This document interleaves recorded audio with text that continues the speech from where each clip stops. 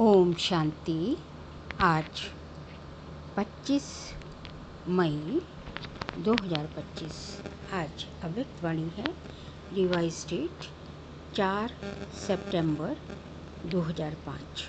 आज की अव्यक्तवाणी का सार है, शिक्षा के साथ क्षमा और रहम को अपना लो। दुआएं दो, दुआएं लो, तो आपका घर आश्रम बन जाएगा। शिक्षा के साथ क्षमा और रहम को अपना लो। दुआएं दो और दुआएं लो, तो आपका घर आश्रम बन जाएगा। आज बाप दादा सर्व बच्चों के मस्तक में प्यूरिटी की रेखाएं देख रहे हैं, क्योंकि ब्राह्मण जीवन का फाउंडेशन ही है पवित्रता। पवित्रता की रेखाएं कौन सी हैं जानते हो? पवित्रता सर्व को प्रिय है। पवित्रता सुख, शांति, प्रेम, आनंद की जननी है। पवित्रता मानव का सच्चा श्रृंगार है। पवित्रता नहीं तो मानव जीवन का कोई मूल्य नहीं। जैसे देखते हो देवताएं पवित्र हैं, इसलिए ही माननीय और पूजनीय हैं। पवित्रता नहीं तो मानव जीवन को आजकल देख ही रहे हो। बाप दादा ने आप सभी बच्चों को ब्राह्मण जन्म का वरदान यही दिया कि पवित्र भव और योगी भव। जिस आत्मा में पवित्रता है, उसकी चाल चलन चेहरा चमकता है। इसलिए पवित्रता ही जीवन को श्रेष्ठ बनाने वाली है। वास्तव में आप सब बच्चों का आदि स्वरूप ही पवित्रता है, अनादि स्वरूप भी पवित्रता है।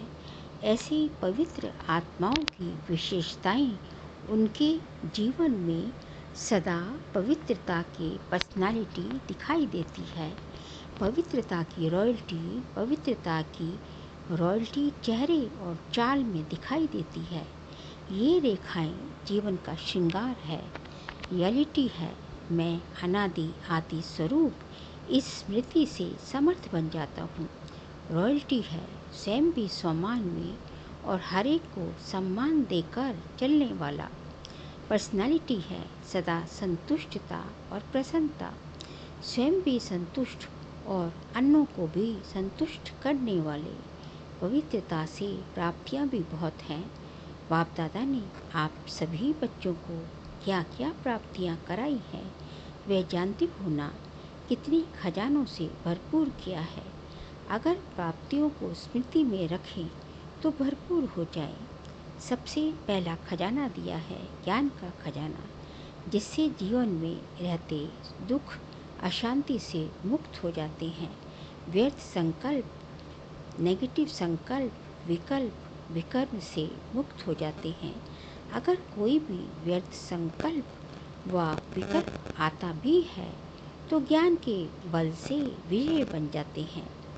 दूसरा खजाना है याद, योग, जिससे शक्तियों की प्राप्ति होती है और शक्तियों के आधार से सर्व समस्याओं को, सर्व विघ्नों को सहज ही पार कर लेते हैं।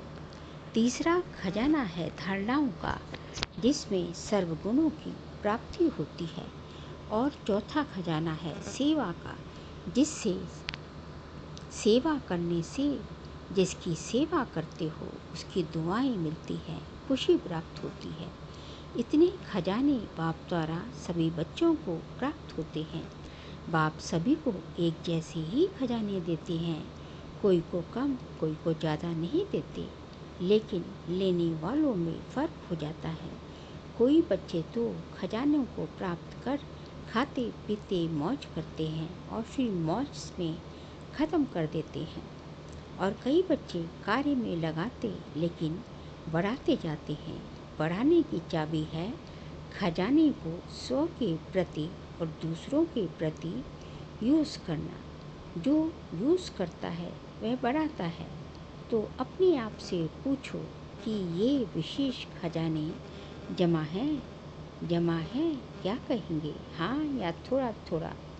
जिसके पास ये खजाने जमा हैं वह सदा भरपूर रहता है। देखो, कोई भी चीज़ भरपूर रहती है ना तो हलचल नहीं होती। अगर भरपूर नहीं होती तो हलचल होती है, हिलती है। कोई भी चीज़ को अगर पूरी रीति से भर नहीं दो तो वह हिलती रहती है। तो यहाँ भी अगर सर्व खजानों से भरपूर नहीं है तो हलचल होगी। सदा ये नशा रहे कि बाप के खजाने मेरा जन्म सिद्ध अधिकार है। बाप ने दिया, आपने लिया, तो सब खजाने किसके हुए? आपके हो गए ना। तो जिसके पास खजाने हैं वह कितने नशे में रहेगा।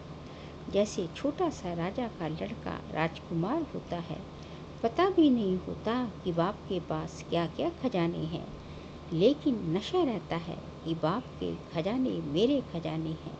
वो तो स्थूल खजानों की बात, और यहाँ तो सूक्ष्म सब कुछ बाबा ने दे दिया। और खजाने की खुशी में रहता। अगर खुशी कम रहती तो उसका कारण क्या होता? बाप ने तो खजाने दिए हैं ना। लेकिन एक है सुनने वाले, दूसरे हैं समाने वाले। जो समाने वाले होते हैं वे नशे में रहते हैं। आज नए नए बच्चे भी आए हैं। बाप दादा आप लकी बच्चों को आप सबके भाग्य की मुबारक दे रहे हैं। अपने भाग्य को पहचाना है ना। परमात्मा प्यार, अविनाशी प्यार, जो सिर्फ एक जन्म नहीं चलता, अनेक जन्म सदा ही प्यार कायम रहता है। क्योंकि ये जो समय चल रहा है वह समय भी संगम युग, भाग्यवान युग है। सतयुग को भी भाग्यवान कहते हैं, लेकिन वर्तमान संगम युग का समय उससे भी भाग्यवान है। क्यों? इस संगम युग में ही बाप द्वारा अखंड भाग्य का वरदान वर्षा प्राप्त होता है। तो ऐसे संगम युग में भाग्यवान समय में आप सभी अपना भाग्य लेने के लिए पहुंच गए हो। बाप दादा बच्चों को बहुत एक सहज पुरुषार्थ की विधि सुनाते हैं। सहज जाते हो ना, मुश्किल तो नहीं जाते। इन बच्चों को, पुरानों को तो भाग्य की सहज विधि मिली है ना। सबसे सहज, और कुछ भी नहीं करना, सिर्फ एक बात करना। एक बात तो कर सकते हो ना। हाँ करो या ना करो, कहो हाँ जी, तो सबसे सहज विधि है। अमृत वेले से लेकर सबको जो भी मिले उससे दुआएं लो और दुआएं दो। चाहे क्रोधी भी आए लेकिन आप उसको भी दुआएं दो और दुआएं लो, क्योंकि दुआएं तीव्र पुरुषार्थ का बहुत सहज यंत्र है। जैसे साइंस में रॉकेट है ना, तो कितना जल्दी कार्य कर लेता है, ऐसे दुआएं देना और लेना ये भी एक बहुत सहज साधन है आगे बढ़ने का। अमृत वेले बाप से सहज याद से दुआएं लो और सारा दिन दुआएं दो और दुआएं लो। ये कर सकते हो तो हाथ उठाओ। कोई बद्दुआ दे तो क्या करेंगे? कोई, बाबा कहते हैं, बद्दुआ दे तो क्या करेंगे? आपको बार बार तंग करे तो देखो, आप परमात्मा के बच्चे, दाता के बच्चे, दाता हो ना। मास्टर दाता तो हो। तो दाता का काम क्या होता है? देना। तो सबको सबसे अच्छी चीज़ है दुआएं देना। कैसा भी व्यक्ति हो, लेकिन है तो आपका भाई, आपकी बहन। परमात्मा के बच्चे तो भाई बहन हो ना। परमात्मा का बच्चा है, मेरा ईश्वरीय भाई है, ईश्वरीय बहन है। उसको क्या देंगे? बद्दुआ देंगे क्या? बाप कभी बद्दुआ देता है? देता है। हाँ या ना? हाँ ना करो, बहुत खुश रहेंगे। क्यों? अगर बद्दुआ वाले को भी आप दुआ देंगे, वह दे ना दे, लेकिन आप दुआ देते रहो, तो दुख क्यों होगा? बाप दादा आप आए हुए बच्चों को एक वरदान देता है। वरदान याद रखेंगे तो सदा खुश रहेंगे। वरदान सुनेंगे। वरदान है, अगर आपको कोई दुख दे तो भी आप दुख लेना नहीं। वह दे लेकिन आप नहीं लेना, क्योंकि देने वाले ने तो दे दिया, लेकिन लेने वाले तो आप हो ना। देने वाला लेने वाला नहीं है। अगर वह बुरी चीज़ देता है, दुख देता है, अशांति देता है, तो बुरी चीज़ है ना। आपको दुख पसंद है? नहीं पसंद है ना, तो बुरी चीज़ हो गई ना। तो बुरी चीज़ ली जाती है क्या? कोई आपको बुरी चीज़ दे तो आप ले लेंगे? लेंगे? नहीं लेंगे ना, तो लेते क्यों हो? ले तो लेते हो ना। अगर दुख ले लेते हो तो दुखी कौन होता है? आप होते हो या वह होता है? लेने वाला ज़्यादा दुखी होता है। अगर अभी से दुख लेंगे नहीं तो आधा दुख तो आपका दूर हो गया।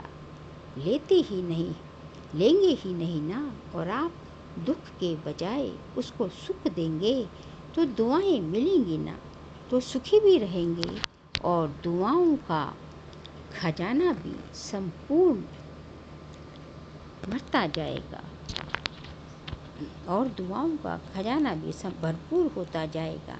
हर आत्मा से कैसी भी हो आप दुआएं लो, शुभ भावना शुभकामना रखो। कभी कभी क्या होता है, कोई ऐसा काम करता है ना तो कोशिश करते हैं शिक्षा देने की, इसको ठीक कर दो। शिक्षा देते हो, शिक्षा दो, लेकिन शिक्षा देने की सर्वोत्तम विधि है कि क्षमा का रूप बन के शिक्षा दो। सिर्फ शिक्षा नहीं दो, रहम क्षमा भी करो और शिक्षा भी दो। दो शब्द याद रखो, शिक्षा और क्षमा, रहम। अगर रहम दिल बन के उसको शिक्षा देंगे तो आपकी शिक्षा काम करेगी। अगर रहम दिल बन के नहीं देंगे तो शिक्षा एक दूसरे से एक कान से सुनेंगे। शिक्षा अगर रहम दिल बन के नहीं देंगे तो शिक्षा एक कान से सुनेंगे और दूसरे कान से निकाल जाएगी। शिक्षा धारण नहीं होगी, ऐसे है ना, अनुभव है। आप भी किसका शिक्षक तो नहीं बन जाते। शिक्षक बनना जल्दी आता है, लेकिन क्षमा करना दोनों साथ साथ चाहिए। अभी से रहम करने की विधि है शुभ भावना शुभकामना। जैसे कहते हैं ना, सच्चा प्यार पत्थर को भी पानी कर देता है, ऐसे ही क्षमा स्वरूप से शिक्षा देने से आपका कार्य जो चाहते हो ये नहीं करे, ये नहीं हो, वह प्रत्यक्ष दिखाई देगा।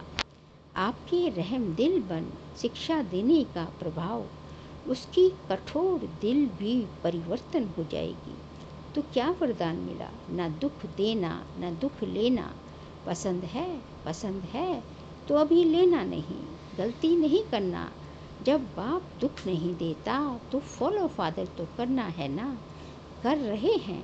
कभी कभी थोड़ा डॉट देते हो, कभी कभी थोड़ा डांट देते हो, डांटना नहीं, रहम करो। रहम के साथ शिक्षा दो। बार बार किसको डांटने से और ही आत्मा जो है ना वह दुश्मन बन जाती है, घृणा आ जाती है। परमात्मा बच्चे हो ना, तो जैसे बाप पतित को भी पावन बनाने वाला है, तो आप दुखी को सुख नहीं दे सकते हो। अभी जाकर ट्राई करना, ट्रायल करेंगे ना। पहले चैरिटी बिगिंस एट होम। परिवार में अगर कोई दुख दे तो भी दुख लेना नहीं, दुआएं देना, रहम दिल बन चलना और पहले घर वालों पर रहम करो। आपके घर का प्रभाव मोहल्ले में पड़ेगा, मोहल्ले का प्रभाव देश में पड़ेगा, देश का प्रभाव विश्व में पड़ेगा। सहज है ना, अपने परिवार में शुरू करो। क्योंकि देखो, एक भी अगर क्रोध करता है तो घर का वातावरण क्या हो जाता है? घर लगता है या युद्ध का मैदान लगता है? उस समय अच्छा लगता है? नहीं लगता है ना। आप लोगों के लिए भी है। आज VIPs के साथ मधुबन वाले समर्पित भाई बहन भी सामने बैठे हैं। अपने अपने साथियों से, अपने अपने कार्यकर्ताओं से ना दुख लेना ना दुख देना, दुआएं देना दुआएं लेना। अगर आप अधिकार से ऐसे समय पर भी दिल से मेरा बाबा कहेंगे ना, परमात्मा बाबा मेरा बाबा, तो कहावत है कि भगवान सदा हाजिर है। अगर आपने दिल से अधिकार रूप में ऐसे समय पर मेरा बाबा कहा तो बाप हजूर हाजिर हो जाएगा। क्योंकि बाप किस लिए है? बच्चों के लिए तो है। और अधिकारी बच्चे को बाप सहयोग ना दे, ये हो ही नहीं सकता, असंभव। तो परिवर्तन करके जाना, जैसे आए वैसे नहीं जाना, परिवर्तन करके ही जाना। क्योंकि देखो, इतना खर्चा करके आए हो, टिकट ली है, खर्चा भी किया है, समय पर दिया, तो उसकी वैल्यू तो रखेंगे ना। तो वैल्यू है 100 परिवर्तन से पहले घर का परिवर्तन, फिर विश्व का, देश का परिवर्तन। आपका घर आश्रम बन जाए, घर नहीं आश्रम।